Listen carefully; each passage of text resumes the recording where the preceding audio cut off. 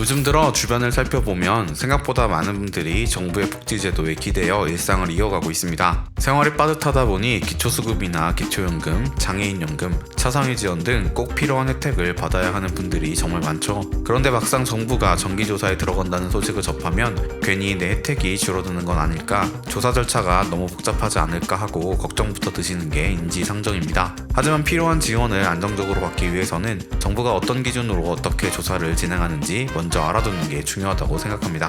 그래서 오늘은 2025년 상반기에 진행되는 사회보장급여 적정성 확인 조사에 대해 좀 더 자세하고 친절하게 설명드려 보겠습니다. 실제로 1105만 가구나 되는 사람들이 조사 대상이 될 만큼 이건 정말 전국적인 규모의 작업이거든요. 아는 것이 돈이다 복지뉴스 넘버원 KBN 뉴스 지금 시작합니다.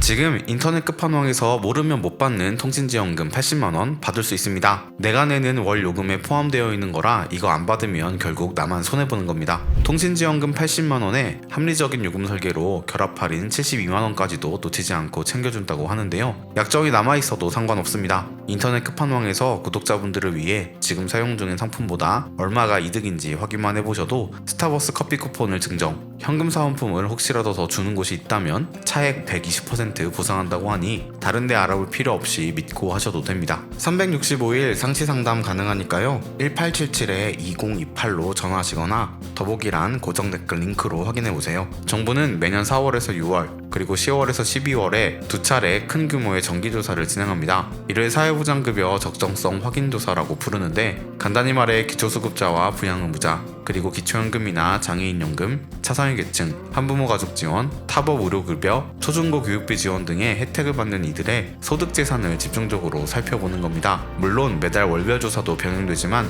정기조사 시점에서는 더 방대한 범위의 자료를 확인한다는 특징이 있습니다. 특히 월별 조사가 주로 급여나 근로소득의 특정 부분만 살핀다면 정기조사 때는 일용 근로소득, 퇴직금, 차량가액 등 월별 확인이 어려운 항목까지 전부 조회하기 때문에 수급자 입장에서는 더욱 긴장하게 되는 것이죠. 이번 상반기 조사는 4월 1일부터 6월 30일까지 3개월간 이루어지며 정부는 이 과정을 통해 실제로 도움이 필요한 분께 혜택이 제대로 가도록 하고 부정수급을 방지하겠다는 목표를 밝혔습니다. 수급자 입장에서는 내 상황이 조금이라도 달라졌을 경우 이번 조사 때 소득재산 변동이 파악되어 혜택이 조정되거나 중단될 수 있으니 상당히 신경을 쓰게 되실 텐데요. 실제로 기초수급 대상에서 탈락하는 사례도 매번 일정 정도 발생하는 것으로 알려져 있습니다. 그렇다면 정부는 어떤 부분을 어떻게 조사하길래 이렇게 긴장감이 생기는 걸까요? 이번 2025년 상반기 확인조사에서는 총 68종의 소득재산 정보를 들여다본다고 합니다. 보통 산재보험급여, 일용근로소득, 실업급여, 퇴직금, 장애인 임금 내역 등 근로 관련 정보뿐 아니라 자동차 등록원부와 차량 시세,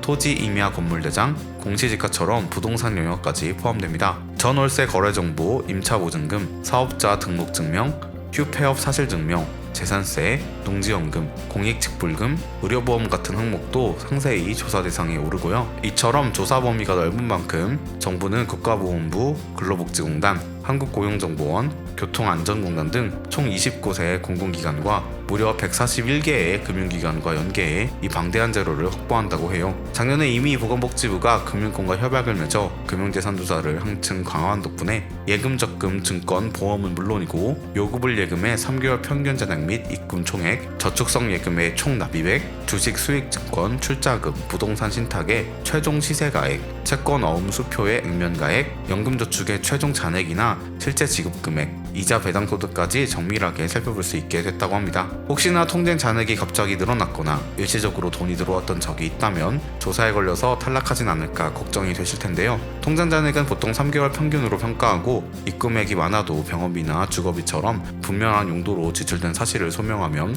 무조건 탈락하는 일은 없다고 합니다. 보험금 역시 계약자가 아닌 수익자를 기준으로 1년 이내 발생한 사고보험금을 살펴보며 주식은 조사 시점의 종가 기준 시세로 잡히니 원금과 상관없이 평가액이 달라질 수 있는 점을 참고하셔야 합니다. 코인, 즉 가산자산은 아직 조사 대상으로 공식 편입되진 않았지만 2027년부터 과세가 예정되어 있어 가까운 시일 내에 재산으로 잡힐 가능성이 큽니다. 카카오페이, 네이버페이 같은 전자지갑 역시 지금은 금융자산으로 분류되지 않지만 만약 이런 서비스를 악용해 재산을 숨기는 정황이 발견되면 부정수급으로 분류될 수 있다는 점 잊지 마셔야 합니다. 이번 조사에서 수급 조건에 맞지 않는다고 판정이 날 경우 7월 이후로는 기존 혜택이 삭감되거나 아예 중단될 수도 있습니다. 이런 상황에 처하면 우선 주민센터나 지자체 담당 부서에 문의하여 소명 절차를 적극적으로 활용해 보시는 게 좋겠습니다. 소명은 말 그대로 본인의 현재 사정을 구체적으로 설명하고 어떤 이유로 돈이 들어왔는지, 왜 여전히 정부 지원이 필요한지 등을 서류로 입증하는 과정이거든요. 갑작스러운 의료비나 가족 부양비 지출 등이 있었다면 영수증이나 진단서 등을 제출해 충분히 해명할 수 있습니다. 만약 소명 후에도 수급 유지를 하기 힘들다면 차상위제도나 긴급복지지원제도, 희망복지지원단, 통합사례관리사업 등을 알아보실 수 있습니다. 차상위 계층은 중위소득 50% 이하에 해당하지만 기초수급원 아닌 분들을 위해 마련된 제도이고, 긴급복지지원은 갑작스러운 위기 상황에서 한시적으로 생계비나 의료비 등을 지원해주는 방안입니다.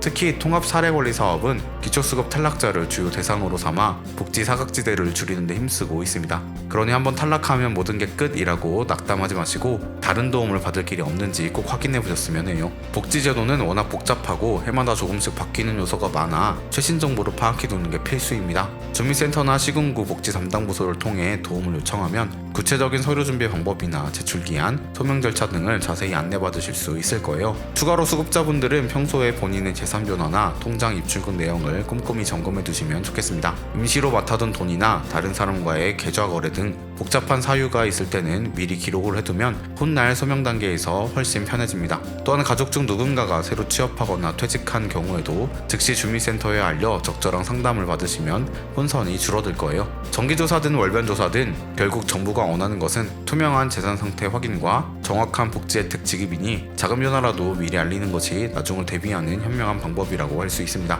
마지막으로 정기조사를 마주했을 때 불안감을 줄이려면 어차피 받아야 할 정당한 혜택이라면 문제없다는 마음가짐으로 접근해보시면 어떨까 싶습니다. 정부도 특정인을 의도적으로 배제하려는 게 아니라 한정된 예산을 올바로 배분하기 위해 제도를 관리하는 것이니까요. 혹시나 소득 재산이 조금 늘었다 해도 정말 일시적이거나 부채 상황이 있는지, 부양부담이 과중한지는 소명으로 충분히 설명 가능하므로 너무 미리 걱정하지 않으셨으면 합니다. 또한 내 상황에 맞는 복지 정도를 좀 더 폭넓게 알아보고 싶다면 지자체나 사회복지기관에 문의해보는 것도 좋은 방법입니다. 오늘은 2025년 상반기에 실시되는 사회보장급여 적정성 확인조사의 전반적인 내용과 정부가 수급자의 소득재산을 얼마나 꼼꼼히 확인하는지에 대해 말씀드렸습니다. 총 68종의 항목, 20개의 공공기관, 141개의 금융기관에 걸친 광범위한 자료 수집이 이루어지니 수급자분이라면 미리 내 소득과 재산 상태를 확인해 두시는 게 좋습니다. 혹시라도 수급 대상에서 벗어나면 소명 과정을 거쳐 본인의 사정을 설명하고 필요하면 차성이나 긴급복지 같은 다른 지원제도도 적극 활용하실 수 있습니다. 정부가 조사를 꼼꼼하게 하는 것도 결국은 꼭 필요한 분들에게 혜택이 가도록 하는 취지일 텐데요.